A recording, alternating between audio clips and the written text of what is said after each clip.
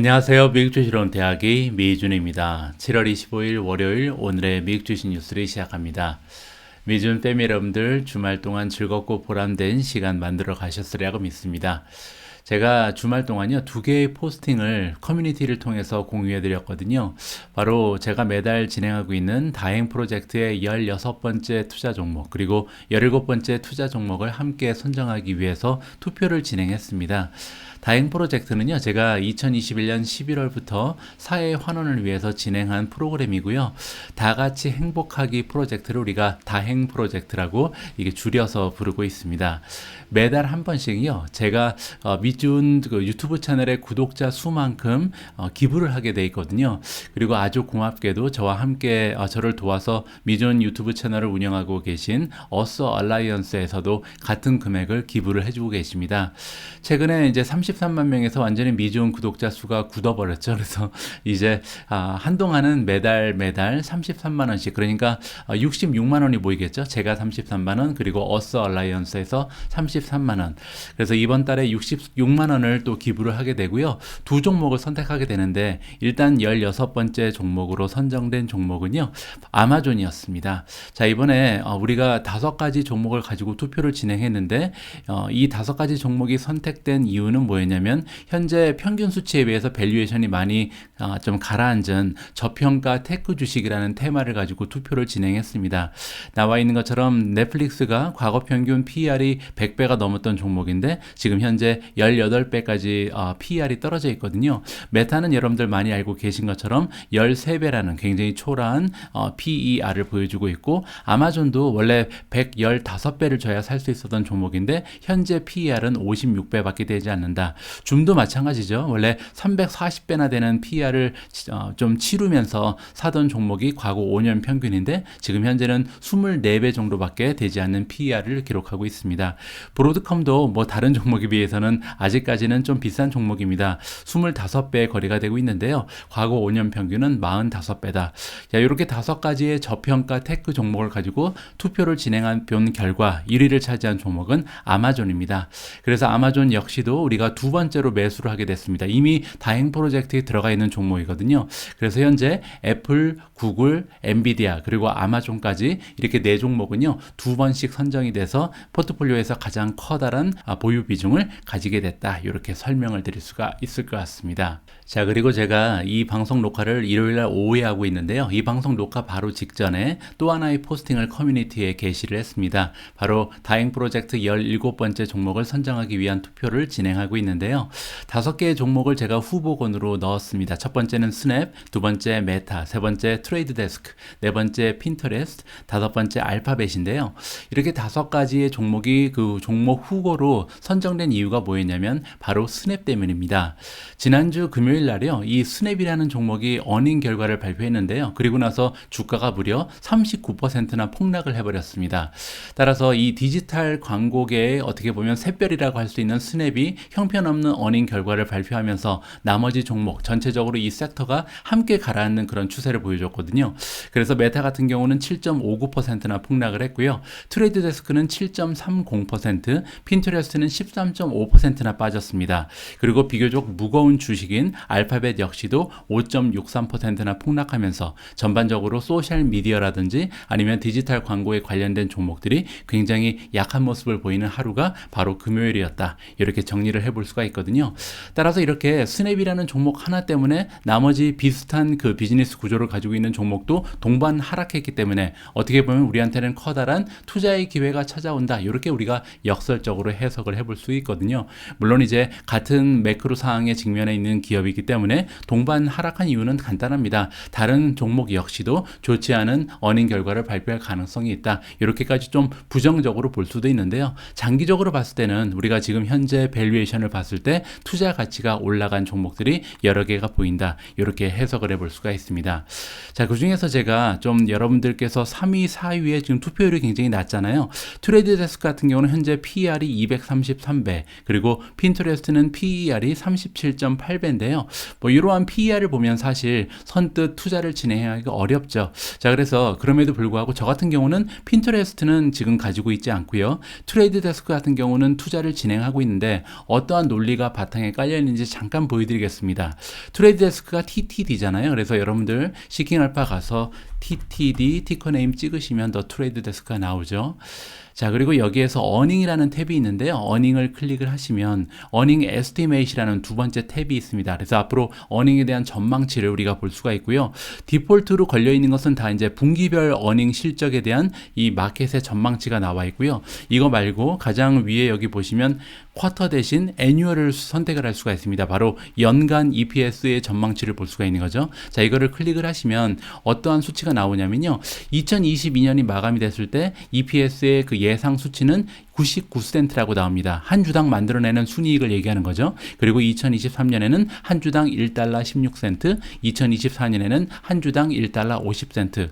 이렇게 쭉 가다 보면요. 예를 들어서 5년 후가 2027년인데 지금 현재 시장에서 바라보고 있는 EPS의 전망치는 3달러 62센트입니다. 한 주당 이 정도의 EPS를 만들어낼 수 있을 거라고 시장의 전문가들, 애널리스트들이 전망을 해주고 있는 게 바로 TTD, 더 트레이드 데스크거든요. 자, 그러면 이 3달러 62를 3달러 62죠. 자, 곱하기 실적 곱하기 멀티플이 바로 그 주가잖아요. 어느 정도의 멀티플을 과연 TTD가 유지할 수 있을까? 지금 현재 그 더 트레이드 데스크의 PER은 너무나 높은 상태죠. 방금 전에 보신 것처럼 233배까지 올라가 있습니다. 하지만 우리가 잘 알고 있는 것처럼 이 트레이드 데스크가 앞으로 5년 후에 200배라는 PER을 유지할 가능성은 전무하죠. 자, 그래서 예를 들어서 조금 욕심을 낸다면 한 30배까지는 유지할 수 있지 않을까? 굉장히 성장 추세가 좋은 종목이기 때문에 30배를 한번 적용을 시켜보겠습니다. 자, 그렇게 되면요. 3달러 62센트 곱하기 멀티플을 PER을 30배를 주는 거죠. 자, 그러면 예상 주가가 8달러가 나오거든요. 자, 그 얘기는 뭐냐면 지금 현재 더 트레이드 데스크의 주가가 47.27입니다. 따라서 만약에 47.27달러였던 더 트레이드 데스크의 주가가 5년 후에 108달러까지 올라가게 되면요. 디바이드 바이 4727이죠. 자, 그러면 주가가 2.3배 정도 앞으로 5년 동안 올라갈 가능성이 있다. 뭐 만약에 여러분들께서 이게 좀 지나치게 좀 긍정적이다. 너무 우리가 좀 장밋빛 미래를 본다. 이렇게 만약에 판단이 되시면요. 조금 더 기대치를 낮춰도 되죠. 예를 들어서 2027년에 3달러 62라 그랬죠. 그러면 3달러 62 곱하기 내가 보기에는 더 트레이드 데스크 PER이 30배까지 못 갈 것이다. 한 25배 정도 줄 수 있다. 자, 그러면 25배를 곱하시면 됩니다. 그러면 90달러 정도의 주가, 예상 주가가 나오잖아요. 그러면 현재 주가 47에서 한 배 정도 올라가겠구나. 이렇게 우리가 기대감을 가질 수가 있는 거죠. 자, 이런 식으로 우리가 보통 주가를 볼 때 너무 추상적으로 생각하는데 그렇게 보지 마시고 나중에 우리가 예상할 수 있는 실적 곱하기 멀티플을 해보시면 이 투자 종목이 어느 정도의 투자 가치가 있는지 우리가 깔끔하게 계산을 해볼 수가 있습니다. 자, 어쨌든 지금 언뜻 보기에 알파벳이 너무나 좀 앞서 나가고 있습니다. 그래서 지금 658명이 그 투표를 진행해 주셨는데요. 전체 투표자 중에서 72%가 알파벳이라는 종목을 굉장히 좋게 본다. 사실 알파벳의 PER이 지금 19배밖에 되지 않거든요. 따라서 알파벳 역시도 굉장히 좀 좋은 PER을 지금 보이고 있죠. 한번 볼까요? GOOGL 알파벳 들어가서요. 어닝, 자, 에스티메이트 여기 쭉 애뉴얼로 바꿔야겠죠. 자, 그래서 쿼터에서 이 연간 수치로 바꾸게 되면 이번 그 2022년이 마무리가 됐을 때 알파벳이라는 기업이 만들어낼 것으로 기대되는 EPS는 5달러 48입니다. 자, 그런데 한 5년 후에 보면 10달러까지도 가능하다고 나와 있잖아요. 물론 이제 이렇게 그대로 될지는 아무도 알 수가 없는 거죠. 근데 만약에 10달러 34센트라는 이 그 실적 예상치가 맞아 떨어진다면 구글이 이 정도의 성장을 앞으로 5년 동안 보인다면 곱하기 예를 들어서 그때 가서 알파벳의 그 PER이 어느 정도 될까요? 아무리 못 잡아도 20배는 나오지 않을까요? 근데 이제 20배도 지금 현재보다 높은 편이니까 좀 욕심을 버리고요. 예를 들어서 18배만 해달라. 자, 이렇게 곱해보면 주가가 186이 나오거든요. 자, 그렇게 되면 현재 주가가 107이니까 186까지 올라간다면 나쁘지 않은 그런 수익을 우리가 기대해 볼 수가 있는 거죠. 그리고 만약에 이 18배 곱힌 것을 우리가 20배, 25배 배까지 멀티플이 상승하게 되면 훨씬 더 좋은 주식의 수익을 얻을 수가 있다. 뭐 이런 식으로 주가를 항상 실적 곱하기 멀티플을 우리가 계산을 해보면 어느 정도 각 종목에서 우리가 기대할 수 있는 수익을 좀 계산해 볼 수 있다. 적어도 이제 어느 정도, 물론 이제 정확한 수치는 아니지만 어느 정도의 그 수익을 우리가 장기적으로 봤을 때 낼 수 있는지 좀 기대감을 형성해 볼 수가 있다. 이렇게 말씀을 드리고 싶습니다. 자, 오늘 조금 오프닝이 길어졌습니다. 왜냐하면 스냅이라는 종목이 40% 가까이 폭락을 하면서 여러 가지 종목에 좀 많은 영향이 있었거든요. 이런 전체적인 모습을 좀 이해하면서 오늘 준비된 기사를 함께 읽어보도록 하겠습니다. 7월 25일 준비된 오늘의 미국 주식 뉴스 바로 시작합니다. 자, 오늘 오프닝이 너무 길어서요. 아무래도 금요일날 미국 증시의 시황 빨리 봐야겠습니다. S&P 500이 0.93% 떨어졌고요. 다우존스가 0.43% 마이너스, 나스닥 1.87%나 하락을 했습니다. 아무래도 나스닥이 이렇게 가장 많이 빠진 이유는 스냅 때문이다. 이렇게 우리가 좀 생각을 해볼 수가 있고요. 러셀 2000 역시도 좋지가 않았겠죠. 1.62% 하락하면서 마무리가 됐습니다. 개별 종목의 성적표를 보면요. 펠로톤이 가장 좋지 않았습니다. 13% 넘게 폭락을 했고요. 유니티가 9.7%. 유니티 역시도요. 광고랑 많이 연계가 돼 있거든요. 따라서 예전에 애플이 개인정보 폴리시를 바꿨을 때 많은 타격을 받았던 페이스북과 비슷한 그런 성격을 가지고 있다. 이렇게 볼 수가 있거든요. 따라서 광고 매출이 상당한 비즈니스의 부분을 차지하는 유니티 역시도 많은 타격을 받았다. 스냅 때문이죠. 자, 스노플레이크 같은 경우는 이제 광고랑은 상관이 없지만 9.35%, 로쿠 상관 있죠. 8.91%, 업스타트 8.51, 루시드가 8.38% 빠졌고요. 그 뒤를 이어서 오픈도어가 7.84% 마이너스, 레모네이드 7.8% 마이너스, 메타 7.59, UiPath가 7.57%, 쇼피파이가 7.55% 정도 하락을 했습니다. 자, 메가테크 기업들 중에서 많이 빠진 종목이 보이죠? 자, 메타가 7.59, 구글이 5.81, 엔비디아도 4% 넘게 빠졌고요. 아마존이 1.79, 마이크로소프트 1.69, 넷플릭스 1.54, 애플 0.81, 유일하게 테슬라만 0.2% 소폭 하락하면서 메가테크 기업 중에서 유일하게 상승한 종목이 되어버렸습니다. 앞에서 우리가 스냅이라는 종목의 그 어닝 결과를 잠깐 이야기를 했는데요. 스냅의 어닝 결과 제가 좀 읽어봤는데 사실 어닝 결과가 그렇게 최악은 아니었습니다. 40% 정도 주가가 떨어질 일은 없었거든요. 뭐 어닝 결과 같은 경우는 EPS는 사실 전망치를 초과 달성했고요. 매출만 약간 미스를 했는데 그래도 뭐 작년 대비해서 10% 이상 매출이 증가를 했습니다. 구독자의 수도 꾸준한 증가세를 보이고 있고요. 자, 그런데 문제는 뭐였냐면 다음 분기에 대한 어닝 가이던스를 제시하지 않았습니다. 따라서 지금 현재 매크로 상황이 너무나 좀 불명확하기 때문에 우리가 좀 가시성이 떨어진다. 따라서 향후 어떠한 비즈니스 모습을 보일지 우리가 전망을 제대로 할 수 없다. 이렇게 이제 전망에 대한 그 불확실성을 보여주면서 어떻게 보면 많은 투자자들이 그냥 이 주식을 버리고 나왔다. 따라서 주식이 40%나 폭락하는 계기를 마련했다. 이렇게 이야기를 해볼 수가 있습니다. 자, 어닝 결과 이야기가 나온 김에 또 한 종목의 어닝 결과를 여러분들께 소개를 드릴 텐데요. 제가 개인적으로 가지고 있는 종목이죠. 인투이티브 서지칼이 어닝 결과를 금요일날 발표를 했습니다. 자, 어떠한 그 결과가 나타나는지 한번 보시죠. 자, 2분기에 논갭 EPS가 1달러 14센트가 나왔는데요. 이 수치는 시장의 기대치보다 6센트가 덜 나왔습니다. 자, 매출 1.52 빌리언, 지난해랑 비교했을 때 4.1% 정도 소폭 상승을 했고요. 그리고 시장의 전망치에 비하면 40밀리언이 부족하죠. 따라서 지금 보면 EPS, 어닝 퍼 쉐어도 그렇고 그 다음에 매출도 그렇고 둘 다 미스를 보였습니다. 따라서 굉장히 좋지가 않은 실적이죠. 자, 주가를 보시면요. 5.74% 폭락을 했습니다. 어떻게 보면 생각보다는 많이 안 빠졌죠. 왜냐하면 지금 목요일날 그 시장이 마감된 다음에 그리고 나서 이제 어닝 결과가 발표가 되고 그리고 이제 금요일날 5%가 빠진 거거든요. 따라서 어닝도 미스가 되고 그리고 매출도 미스가 됐음에도 불구하고 6%도 주가가 내려가지 않았다는 것은요. 어떻게 보면 잘 선방을 했다. 이렇게 평가를 해주고 싶습니다. 자, 그러면 이렇게 선방이 된 이유에 대해서 좀 우리가 살펴볼 수가 있는데 인투이티브 서지칼이라는 기업이 가지고 있는 독특한 비즈니스 구조 때문입니다. 자, 여기에 제가 잠깐 설명을 드릴 텐데요. 월드와이드, 그러니까 글로벌하게 다빈치 프로시저라는 게 나오죠. 다빈치는 뭐냐면요. 이 인투이티브 서지칼이 가장 자랑하는 이 자동 수술 기계 그 장비 이름을 얘기합니다. 따라서 이 다빈치를 이용한 일종의 전체적인 그 비즈니스 비즈니스를 우리가 다빈치 프로시저라고 부를 수가 있는데 이 다빈치 프로시저의 성장이 14% 정도 됐다라고 나와 있죠. 2021년 같은 쿼터에 비해서 14% 정도 증가를 했다. 자, 그런데 문제는 매출은 그러면 왜 4%밖에 늘지 못했을까? 의아하죠. 자, 밑으로 내려오시면요. 이런 얘기가 나옵니다. 자, 이 기업이 279개의 다빈치 서지컬 시스템, 그러니까 이제 얼마나 많은 장비를 파는지 여기 나와 있잖아요. 자, 그런데 이 수치는 279개는요. 작년 같은 분기에 비해서 15%나 좀 감소했다라고 나와 있습니다. 따라서 판매된 그 장비의 수는 감소한 거죠. 작년 2021년 2분기에는 328대를 팔았는데 이번에는 279대밖에 팔지 못했습니다. 따라서 어떻게 보면요. 15%나 장비의 그 판매 실적이 저조했기 때문에 오히려 매출이 15%가 떨어져야 정상이잖아요. 자, 그런데 실제로 매출은 오히려 4%가 증가했죠. 자, 뭔가 우리가 미싱하는 부분이 있죠. 그래서 이 부분을 조금 자세히 살펴볼 필요가 있습니다. 자, 여기에 그 해답이 나와 있는데, 자, 이 기업이 지금 다빈치 서지컬 그 의료 수술 기기라 그랬죠. 이 수술 시스템을 몇 개 설치했는지 살펴보니까 2022년 6월 30일 기준으로 7,135개를 설치했다. 자, 그래서 이 수치는 작년 그 같은 분기랑 비교했을 때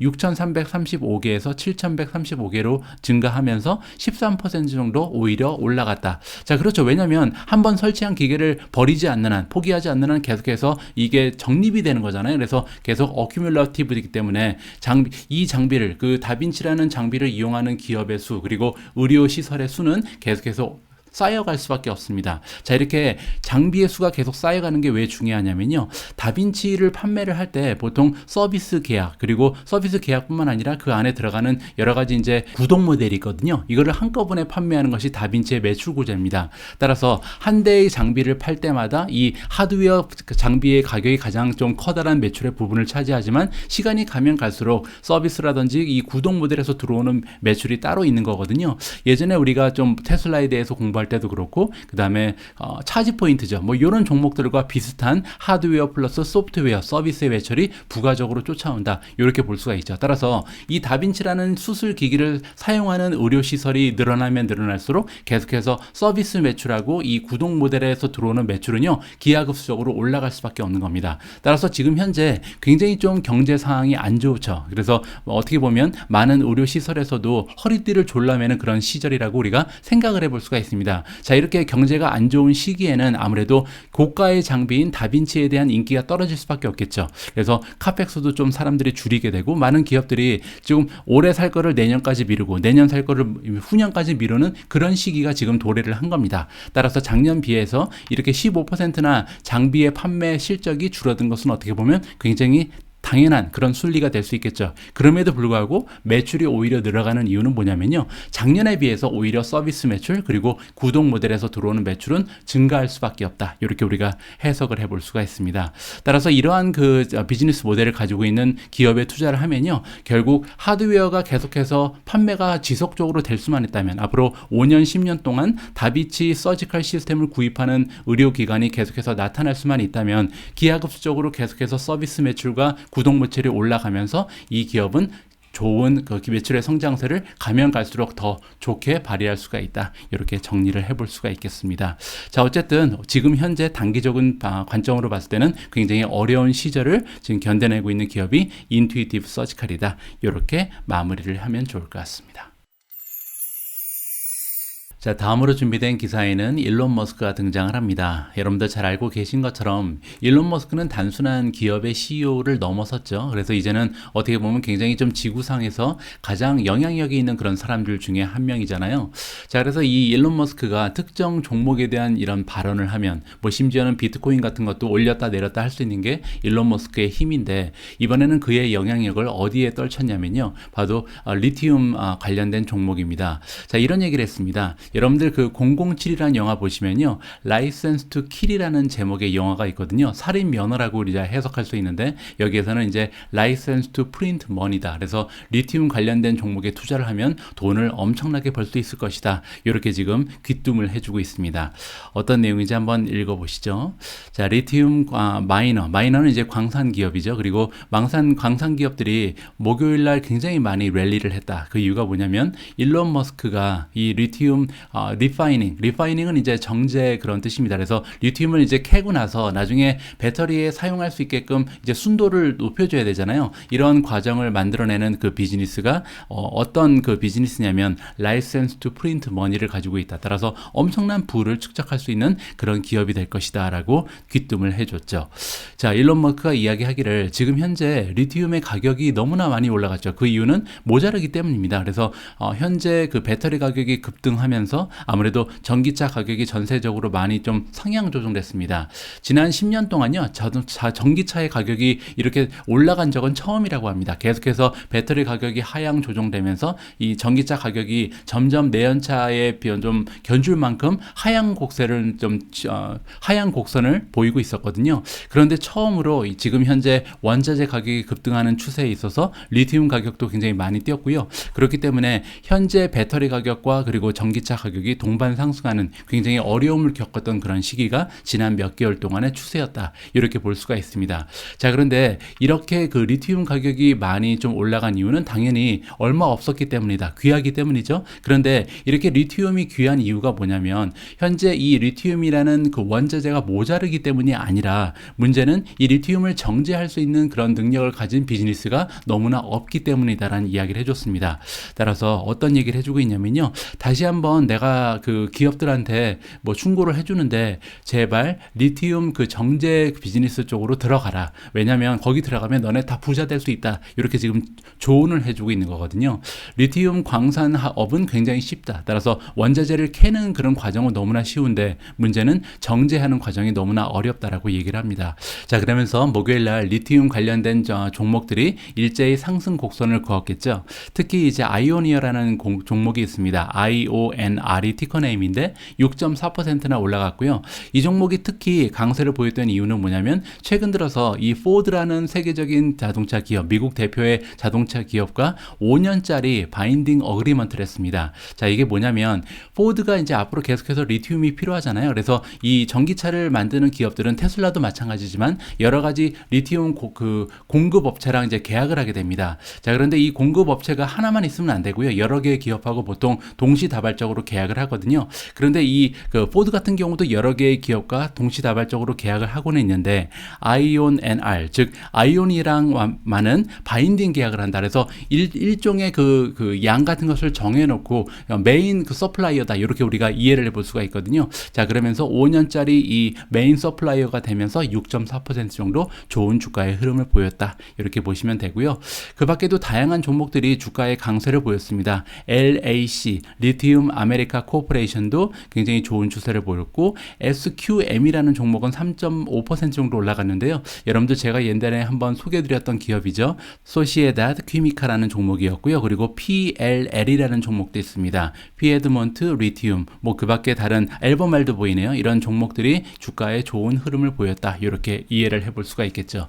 하지만 저 같은 경우는요, 이렇게 다양한 종목에 두루두루 투자하기가 조금 어렵죠. 그래서 예전부터 여러분들께 자주 말씀드린 바가 있는데 제가 볼 때는요, 만약에 이 전기차의 추세를 믿는다면, 그래서 우리가 이 전기차에 필요한 니켈이라든지 리튬 같은 그 원자재에도 투자를 하고 싶고, 또한 정제 기술을 가진 비즈니스에도 투자를 하고 싶고, 또 배터리 기술을 가지고 있는 기업들이 따로 있잖아요. 뭐 LG 화학이라든지 아니면 패나소닉, 뭐 이러한 종목들을 다 포함해서 우리가 투자를 할 수 있는 방법은 역시 LIT라는 ETF다. 그래서 글로벌 엑스 리튬 앤 배터리 테크 ETF, 여기에 투자를 하시면요, 방금 전에 제가 말씀드렸던 전기차 관련된 모든 인프라 종목에 동시다발적으로 여러분들의 투자 자금을 넣을 수 있다. 이렇게 정리를 해드릴 수가 있을 것 같습니다.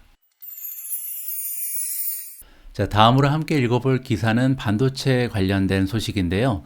뭐 여러분들 알고 계신 것처럼 최근 들어서 시장 전반적인 분위기는 반도체 종목에 대해서 좋은 평가를 해주고 있지 않습니다. 아무래도 여러 가지 매크로의 영향으로 인해서 반도체 종목들이 전체적으로 주가도 많이 떨어졌고요. 향후 몇 개월 동안, 몇 분기 동안 좋지 않은 실적을 발표할 가능성이 높다는 게 전반적인 그런 견해다. 이렇게 우리가 정리를 해볼 수가 있는데, 현재 CT라는 투자 기관에서는요, 이와는 조금 다른 의견을 가지고 있다. 이렇게 우리가 살펴볼 수가 있거든요. 어떤 이야기인지 그들의 목소리를 들어보도록 하겠습니다. 자, Rally in Semiconductor Stocks. 최근 들어서 한 일주일 정도 반도체 종목들이 굉장히 좋았죠. 그래서 지난 그 몇 번의 섹션 중에, 섹션이라는 것은 이제 그 며칠 동안을 얘기하는 겁니다. 따라서 지난 며칠 동안 반도체 종목이 보여줬던 그 랠리가 잘하면 8월 달까지 이어질 가능성이 있다는 것이 CT라는 투자 기관의 의견이다. 이렇게 볼 수가 있거든요. 자, 굉장히 좀 많은 사람들, 그러니까 투자자의 그 대다수는요, 지금 어떻게 생각하냐면 세미컨덕터에 대해서 굉장히 좀 부정적인 의견을 가지고 있다. 그리고 한 20% 정도, 그러니까 투자자의 20% 정도만 아마도 8월 달까지도 랠리가 계속될 것이다라고 믿고 있다라고 이야기하고 있습니다. 그 얘기는 소수의 의견이 지금 나와 있는데 그 한 20% 정도의 말이 맞을 수도 있다라고 얘기하는 거죠. 자, 그 이유가 뭐냐면요, 레포트가 굉장히 좋을 것이다. 따라서 지금부터 한 종목 한 종목 어닝 결과를 발표할 텐데 대부분의 반도체 종목이 굉장히 좋은 어닝을 발표하면서 랠리가 이어질 수 있다. 이것이 이제 CT의 의견이라고 정리가 가능합니다. 또한 어떤 얘기를 해주고 있냐면 CT가 볼 때는 가능성이 있는데요. 일단 NXP라는 종목은 NXPI가 티커네임이고요. 두 번째로 온세미컨덕터, 최근 들어서 제가 굉장히 좀 많은 이야기를 하고 있는 종목이죠. 이 두 종목이 굉장히 좋아 보인다. 왜냐면 적어도 이 어닝만큼은 이 두 종목이 가장 좋은 실적을 발표할 가능성이 높다라고 의견을 제시하고 있습니다. 물론 온세미컨덕터에 대해서도요, 부정적인 의견을 가지고 있는 사람들은 있는 것 같습니다. 여기 나와 있는 것처럼 우리는 지금 보고 있다. 그래서 온세미컨덕터에 관련해서도 투자자들 중에서 부정적인 견해를 가진 사람들이 꽤 된다라고 얘기합니다. 그들의 견해는 뭐냐면요, 일단 인벤토리가 너무나 많이 쌓여 있다는 거죠. 특히 온세미컨덕터 같은 경우는 자동차 쪽에 강세를 가지고 있는 그런 종목인데 자동차 쪽에 재고가 많이 쌓여 있기 때문에 반도체에 대한 수요가 줄어들 수밖에 없다. 두 번째는요, 최근 들어서 이 팹 공장을 가진 그런 종목을 인수를 하면서 아무래도 마진 쪽이 조금 타격이 있을 것이다. 이렇게 지금 얘기를 하고 있습니다. 따라서 이 두 가지의 이유를 들어서 조금 어려움을 겪을 가능성이 있다라고 온세미컨덕터에 대한 전망을 가지고 있는 투자자가 많이 있는데, 그럼에도 불구하고 이 CT가 보기에는요, 에스티메이트, 그러니까 전망치가 앞으로 하락 추세를 보일 것 같지는 않다. 그래서 잘 견뎌낼 거라고 믿고 있다라고 해석이 가능합니다. 자, 이렇게 방금 전에 말씀드린 것처럼 NXP 그리고 온세미컨덕터에 대해서 긍정적인 의견을 가지고 있는 게 CT인데요. 그 밖에 엔비디아에 대해서도 좋게 얘기하는 것 같습니다. 왜냐면 많은 투자자들이 지금 엔비디아에 대해서 조금 부정적인 견해를 갖고 있기 때문에 주가가 많이 떨어졌거든요. 그 이유는 두 가지 정도가 있죠. 첫 번째는 일단 밸류에이션이 다른 종목에 비해서 너무 높습니다. 물론 주가는 상당히 많이 떨어졌죠. 40% 이상 폭락을 했음에도 불구하고 이 엔비디아라는 종목의 PER을 보면요, 아직까지도 40배가 넘잖아요. 따라서 비싼 종목이다라는 게 첫 번째. 두 번째는 데이터 센터 쪽에 아무래도 투자가 지금 조금 더뎌지고 있다. 따라서 이쪽에 매출이 많은 부분 올라가지 못할 것이다. 이렇게 두 가지의 이유를 들어서 엔비디아를 좋게 보지 않는 투자자도 있다. 하지만 CT는 그렇지 않다라고 얘기하는 겁니다. 자, 다음으로는 이제 인텔이 나오는데요. 인텔에 대해서는 여기 CT의 애널리스트들이 굉장히 좀 부정적으로 본다고 합니다. 자, 그 이유는 뭐냐면요, 일단 방금 전에 말씀드린 것처럼 이 기사의 취지는 뭐냐면 반도체 종목들이 어닝을 발표할 때 이 엔비디아라든지 온세미컨덕터라든지 NXP 같은 경우는 좋은 실적을 발표할 거라고 예상을 하는 것 같고요. 인텔 같은 경우는 오히려 컨센서스 예상치를 다 미스할 가능성이 있다는 거죠. 자, 그럼에도 불구하고 인텔의 주가는 최근에 나쁘지가 않습니다. 그 이유는 뭐냐면요, 바로 칩 액트, 그 반도체 법안 있잖아요. 그것 때문입니다. 최근에 이제 인텔의 그 분위기는 굉장히 좋죠. 왜냐면 지난주 화요일 날 이 상원에서 투표가 있었습니다. 반도체 법안을 한 단계 위로 끌어올리기 위해서 이제 그 대통령 집무실로 곧 갈 예정이거든요. 그래서 거기까지 가기 위해서 몇 단계의 허들이 있는데 하나를 더 넘어버린 거죠. 그래서 상원에서도 64대 34로 통과를 해버렸습니다.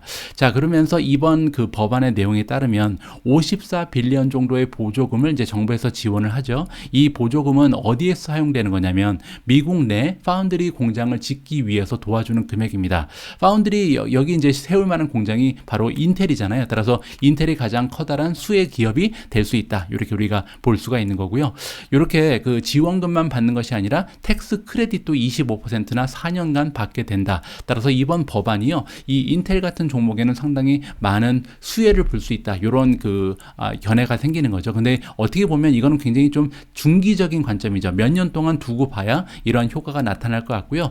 당장 이번 어닝 결과는 상당히 좋지 않은 가능성이 높다. 왜냐하면 현재 반도체가 굉장히 고전을 면치 못하는 그런 시기에다가 인텔 같은 경우는요, 특히 AMD의 그 반도체 성능 쪽에서 밀리면서 계속해서 시장 점유율을 뺏기고 있거든요. 가장 중요한 PC 시장, 그리고 또한 데이터베이스 쪽에서도 시장 점유율을 계속해서 AMD한테 뺏기고 있는 것이 인텔입니다. 그런 생각을 해봤을 때 아무래도 이 인텔 같은 경우는요, 최근에 이 반도체 법안 때문에 분위기가 좋은 것 때문에 잠깐 어닝에 대한 그 걱정이 잊혀졌다, 이렇게 해석이 가능하겠죠. 따라서 인텔은 오히려 어닝 결과를 하면서 분위기가 굉장히 안 좋아질 가능성이 높고, NXP 그리고 온 세미컨덕터 같은 종목이 좋은 반응을 보여줄 가능성이 있다라고 정리를 해보면 좋을 것 같습니다. 자, 오늘 마지막으로 준비된 기사에서는요, UBS라는 투자기관에서 추천해주고 있는 탑 컨빅션 스톡을 살펴보도록 하겠습니다. 그야말로 최고의 종목들이거든요. 그래서 과연 UBS는 어떠한 종목들을 강추해주고 있는지, 그리고 그 논리는 뭔지 직접 한번 읽어보시면 좋을 것 같습니다. 자, 피크 인플레이션. 따라서 인플레이션이 이제 피크를 찍었다, 이렇게 지금 보고 있는 거잖아요. 자, 이렇게 피크를 찍은 인플레이션이 아무래도 주식시장의 이 퍼포먼스를 받쳐줄 것이다라고 얘기합니다. 이제는 이제 바닥을 찍었다고 얘기하는 거죠. 그래서 2분기에 바닥을 찍고 올라갈 가능성이 굉장히 높다. 동시에 또 어떤 일이 있냐면요, 주식 가격을 지금 살펴보면 이미 리세션의 확률이 한 40% 정도 되는 걸로 주가에 반영이 돼 있다. 따라서 한 40% 정도의 그 리세션이 반영돼 있다는 건요, 만약에 실제로 리세션이 발생하게 되면 주가가 조금 더 떨어질 가능성도 있지만, 만약에 이 리세션이 굉장히 짧게 진행되고 없어지거나 아니면 실제로 리세션에 들어가지 않는 경우가 발생하게 되면 주가가 폭등할 가능성까지도 우리가 기대를 해볼 수가 있다, 이렇게 정리를 해볼 수가 있거든요. 자, S&P 500이 최근 들어서 정말 많이 떨어졌잖아요. 1960년 이후에 지금 보시면 5번째로 주가가 많이 떨어진 것이 올해의 추세라고 볼 수가 있습니다. 그 기준이 되는 것은 S&P 500의 PER을 기준으로 했을 때 이렇게까지 단기간에 주가가 많이 떨어진 것은 정말 드문 일이다, 이렇게 정리가 가능하고요. 물론 그 이유는 인플레이션에 대한 공포, 그리고 성장에 대한 걱정이죠. 최근 들어서 이제 리세션에 대한 공포감까지도 더해지면서 좋지 않은 주가의 흐름을 보이고 있는데, 이런 상황을 고려하면서 우리가 다시 한번 재확인을 해봤다. 그래서 평가를 다시 했다는 겁니다. 어떤 평가를 해보냐면 각 섹터라든지 그 산업 분야의 그 환경 있잖아요. 지금 투자 환경에 대해서 비교를 해봤다는 거죠. 그래서 어떠한 산업과 섹터에 지금 투자의 기회가 있는지 우리가 한번 분석을 해봤다라고 이야기하고 있습니다. 전략가 이름은 키스 파커라는 분이고요. 자, 그렇게 분석을 해보니까 어떤 분야가 가장 좋아 보이냐면요, 일단 컨슈머 디스크레셔널이라는 분야가 있죠. 임의 소비재라고 하는 거죠. 소비재 중에서 우리가 굳이 없어도 살 수 있는 거, 자동차 같은 거죠. 따라서 경기의 영향을 가장 많이 받는 분야가 바로 컨슈머 디스크레셔널인데, 이쪽에 PER을 보니까요, 역사적으로 이렇게까지 낮은 적이 없었다. 그래서 거의 최하점 가까이까지 갔다. 그러니까 역사상 가장 낮은 그런 수준의 PER이 가 있다라고 얘기하죠. 따라서 기회가 찾아왔다. 두 번째로 스테이플즈입니다. 자, 컨슈머 스테이플즈라는 것은 필수 소비재죠. 따라서 우리가 경기에 상관없이 항상 필요한 그런 소비재를 얘기합니다. 뭐 담배라든지 술이라든지 뭐 물도 들어가고요. 뭐 여러 가지 식료품 같은 것을 판매하는 그런 기업이 스테이플즈라고 보면 되는데, 이런 기업들의 현재 모습을 봐도 굉장히 좋다. 그래서 기대할 수 있는 그 수익이요, 다른 그 가치주 아니면 방어주보다 오히려 좋다라고 얘기합니다. 따라서 만약에 방어적인 주식에 투자를 하고 싶으면 부동산 주식이나 유틸리티보다는 스테이플 주식이 좋을 거다. 왜냐면 더 싸기 때문이다. 현재 멀티플이 많이 감소해 있는 상황이라고 얘기를 해주고 있습니다. 자, 또 한 가지는 이제 테크 주식인데요. 테크 주식 같은 경우는 레이트 오버행이 있었다. 오버행이라는 단어가 나오면요, 주식이 올라가는 것을 계속 막아버린 겁니다. 따라서 어떠한 악재 때문에 주식이 굉장히 많이 떨어진 것을 우리가 오버행이라고 볼 수가 있는데, 금리의 영향이겠죠. 그래서 시장 금리도 그렇고 기준금리도 그렇고 금리가 상승하는 그런 기간에는 테크 주식이 굉장히 어려움을 겪을 수밖에 없는 거잖아요. 하지만 이러한 어려움이 이제 피크를 찍었다. 이제부터는 상승할 일이 남았다라고 얘기하고 있는 것 같고요. 자, 또 한 분야를 추천해주고 있는데 바로 헬스케어입니다. 헬스케어 같은 경우는요, 현재 어닝의 성장이 가장 단단하다라고 얘기합니다. 따라서 뭐 경기의 영향을 거의 받지 않는 것이 헬스케어잖아요. 따라서 다른 분야에 비해서 성장이 굉장히 좀 단단한 편이고 거기에 가격까지도 저렴하다라고 이야기를 하고 있습니다. 따라서 이러한 그 그 산업 섹터에 들어가 있는 주식을 찾아서 공부를 하고 또 거기에서 가장 좋아 보이는 우량 종목에 투자를 하면 좋은 성과를 얻을 수 있다. 이렇게 우리가 정리를 해볼 수가 있잖아요. 자, 그래서 여기에서는 이제 과연 그러면 이 기업이 볼 때 UBS가 이러한 산업체에서 어떠한 개별 종목을 추천하고 있는지 하나하나 살펴볼 수 있는 기회를 마련해 봤는데요. 너무나 많은 산업체가 지금 추천이 되고 있기 때문에 우리는 기술주만 좀 읽어보기로 하고요. 헬스케어 같은 경우는 여기 보시는 이런 기업들입니다. ARVN이라든지 엘레반스 헬스, 호라이즌 테라퓨틱스, 뭐 휴마나, 아이큐비아, 레버러토리 코퍼레이션, 버르텍스 파마 뭐 이런 종목들이 지금 추천이 되고 있고 컨슈머 쪽에서는요. 소비재죠. 치폴레라든지 컨스텔레이션 브랜드, 달라트리, 힐튼, 리바이스, 나이키도 추천이 되고 있고요. 노마드 푸드, 월마트 이런 종목이 좋다라고 이야기를 해주고 있습니다. 하지만 이제 저는 개인적으로 그리고 여러분들도 아마 기술주에 대한 이야기를 좀 듣고 싶을 것 같아서요. 과연 여기에서 추천되고 있는 기술주가 7개나 됩니다. 그러면 과연 이 7가지의 종목이 가장 지금 탑 컨픽션 그 아이디어로 선정된 이유가 굉장히 궁금해지죠. 읽어보도록 하겠습니다. 자, 애플 같은 경우는 목표 주가를 185를 받고 있습니다. 현재 애플의 주가가 154기 때문에 뭐 상당히 올라갈 수 있는 여력이 남아 있는 거죠. 자, 우리가 채널 체크를 해봤다. 여러 가지 이제 다양한 채널을 통해서 애플의 모습을 좀 점검을 해봤다는 거죠. 그랬더니 그들이 가지고 있는 가장 중요한 프로덕트, 뭐 아이폰이라든지 아이패드 뭐 이런 걸 얘기하는 거죠. 이런 그 제품들에 대한 수요가 굉장히 강력하다는 것을 확인을 했다라고 합니다. 따라서 공급이 원활하지 못한 그런 상황에 있고 공급망이 만개졌죠. 그리고 또한 그 중국 쪽의 록다운 때문에 어려움을 겪고 있는 종목이 바로 애플인데 그럼에도 불구하고 수요가 건조하기 때문에 우리가 좀 기대를 걸어볼 수 있다. 이렇게 얘기하는 거고요. 두 번째로 추천되고 있는 종목은 크라우드 스트라이크입니다. 크라우드 스트라이크의 주가는 183인데 목표 주가가 240까지 올라가 있는 상황이고요. 특히 이 크라우드 스트라이크는 여러분들 알고 계신 것처럼 사이버 보안 기업인데 이 사이버 보안은요. IT 스펜딩이 인슐레이트 돼 있다. 인슐레이트는 뭐냐면 이렇게 감싸져 있는 겁니다. 보호가 돼 있는 거거든요. 따라서 보통 기업들이 좀 리세션이 오게 되면 많은 부분에서 그 지출을 줄이게 되잖아요. 예를 들어서 세일즈라든지 마케팅 비용은 많이 감소가 됩니다. 하지만 사이버 보안이라는 이 보안 쪽은요. 가장 중요한 그런 지출 그 종목 중에 하나거든요. 따라서 가장 우선 순위를 가져가는 그런 지출이기 때문에 안전하다. 아무래도 기업들이 계속해서 돈을 많이 쓸 가능성이 높다라고 진단을 하고 있는 것 같습니다. 거기에다가 크라우드 스트라이크는요. 시장의 점유율 1등이잖아요. 어느 부분이냐면 엔드포인트 시큐리티. 엔드포인트 시큐리티 예전에 제가 설명드렸지만 이 엔드포인트라는 것은 소비자를 얘기합니다. 따라서 소비자랑 만나고 있는 그런 기기를 얘기하거든요. 예를 들어서 우리가 사용하는 핸드폰이라든지 PC라든지 서버라든지 이런 데 직접 가서 아예 그 엔드포인트에서 이 공격을 막아낼 수 있는 그런 프로그램을 운영하는 것이 크라우드 스트라이크이다. 그리고 이 시장에서 1등 기업이다. 이렇게 설명을 드릴 수가 있을 것 같고요.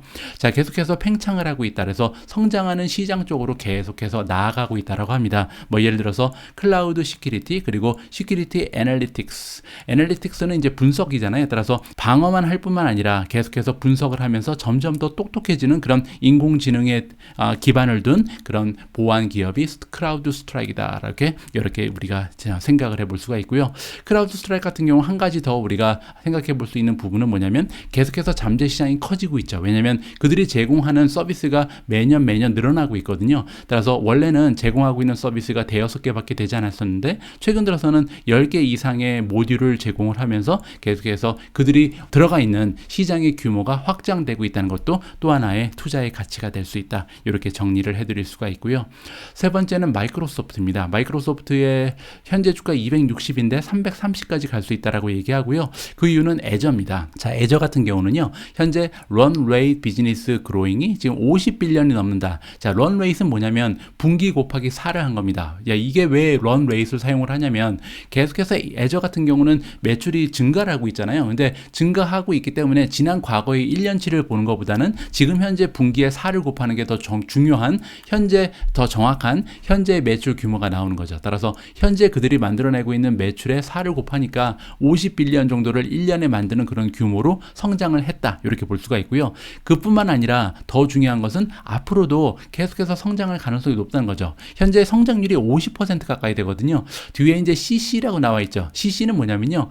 Constant Currency Basis입니다. 따라서 만약에 환율의 영향이 없었다면 50% 정도 성장을 예상을 했을 것이다. 따라서 지금 현재는요, 마이크로소프트가 이 환율 때문에 조금 고생을 하고 있죠. 왜냐하면 세계적으로 마이크로소프트를 이용하지 않는 나라가 없잖아요. 따라서 상당 부분의 매출이 외국에서 발생을 하는데 달러가 너무 높기 때문에 나중에 이 매출을 달러로 환전을 하게 되잖아요. 그 과정에서 좀 매출이 많이 손해를 입게 되는 그런 상황이 있습니다. 하지만 지금 만약에 환율을 생각하지 않는다면 성장률이 무려 50% 가까이 된다. 그렇기 때문에 애저 하나만으로도 마이크로소프트의 투자 가치는 굉장히 높다. 이렇게 평가를 해줄 수가 있는 거고요.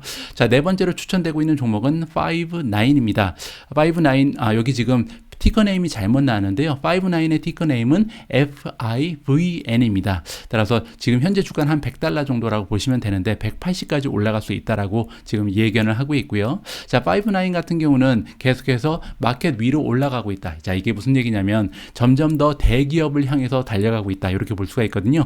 가장 규모가 커다란 그런 기업들을 하나둘씩 고객으로 확보하고 있다. 자, 그리고 Five9이 가지고 있는 여러 가지 투자 가치가 있는데 첫 번째는 성장에 대한 그 잠재력, 두 번째는 경쟁력이 굉장히 높다. 따라서 경제적 해자가 있다는 것이 중요하고요. 세 번째로 가장 강력한 이행 능력이 있는 경영진을 확보하고 있다. 이렇게 세 가지의 그런 투자의 매력이 있는 기업이 Five9이다. 이렇게 설명을 해주고 있죠. 자, 다섯 번째는 델입니다. 여러분들 많이 사용하시는 컴퓨터 기업이죠. 델 같은 경우는 $70가 지금 목표 주가인데요. 현재 주가는 43입니다. 자, 델을 좋게 보는 이유가 있는데 여기 보시는 것처럼 바이백을 굉장히 공격적으로 한다. 그래서 자사주 매입을 너무나 공격적으로 하고 있고요. 또 하나 최근 들어서 다시 배당을 주기 시작했습니다. 근데 배당률을 확인해 보니까 3%가 넘거든요. 따라서 지금 현재 바이백 자사주 매입도 굉장히 열심히 하는데 배당을 새롭게 시작했기 때문에 굉장히 좀 주주 친화적인 그런 기업으로 발전을 하고 있는 거죠. 어느 정도로 지금 주주 환원을 많이 하고 있냐면요. 전체 시가총액의 5% 정도를 지금 지난 분기에 주주 환원을 했다. 전체 시가총액의 5%를 주주 환원했다는 것은 엄청난 그런 규모거든요. 따라서 이러한 그 주주 환원의 모습이 아무래도 주가를 계속 받쳐줄 것이다. 매크로의 상황이 좋지 않더라도 견딜 수 있는 힘이 생겼다라고 이야기를 해줍니다. 자, 여섯 번째는 마이크론이고요. 마이크론의 주가가 지금 60일인데 $90까지 올라갈 수 있다라고 평가를 해줍니다. 자, 마이크론 테크놀로지 같은 경우는 이 테크 쪽의 리더십이다. 따라서 기술력이 굉장히 좋고요. 일단은 서플라이 컨스트레인트, 그러니까 지금 현재 공급이 원활하지 않기 때문에 아마도 공급이 원활하지 않으면 가격이 유지가 될 수 있잖아요. 그래서 그로스 마진, 즉 총이익률이 계속해서 유지가 될 수 있을 것이다. 최근 들어서 내년 정도에 D램 가격이 상당히 많이 폭락할 거라는 견해도 있는데 그렇지 않을 것이다라고 얘기합니다. 왜냐하면 아직까지 공급이 원활하지 않기 때문에 마이크론 테크놀로지가 가장 강점을 가지고 있는 D램 시장이 폭락하는 일은 없을 것이다라고 얘기를 하고 있는 거죠. 자, 그래서 아마도 소비자의 그 수요가 점점 조금씩 약화되더라도 견딜 수 있는 힘이 있는 기업이 마이크론이다라고 전망을 해주고 있고요. 마지막 1번째는 비자입니다. 비자 현재 가격은 213인데요. 292까지 올라갈 수 있다라고 얘기하고요. 자, 현재 멀티플을 보시면 2023년 전망치 EPS에 24배를 곱하면 주가가 나온다고 합니다.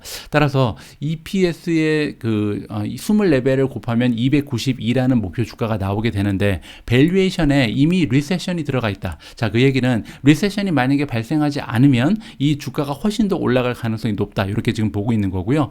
그렇지만 이 프라이스 인이 안 된 것, 따라서 반영이 되지 않은 부분이 있는데 이 부분이 뭐냐면 비자라는 기업이 앞으로도 5년 동안 이 탑라인도 그렇고, 탑라인은 매출이고요. 바텀라인은 뭐냐면 순이익입니다. 이 매출도 그렇고 그리고 순이익도 그렇고 성장의 그 잠재력이 굉장히 커다란 기업이다. 뭐 예를 들어서 로틴 그리고 하이틴이라고 나와 있는데 로틴은 뭐냐면 이제 10대 초반이죠. 12%, 13%, 하이틴은 18%, 19% 이렇게 보시면 되는데 그 정도의 성장률을 매출과 순이익에서 보여줄 수 있는 잠재력이 있는 기업이 이 비자다. 따라서 현재 주가에서는 투자 매력이 있다. 이렇게 정리를 해드릴 수가 있을 것 같습니다.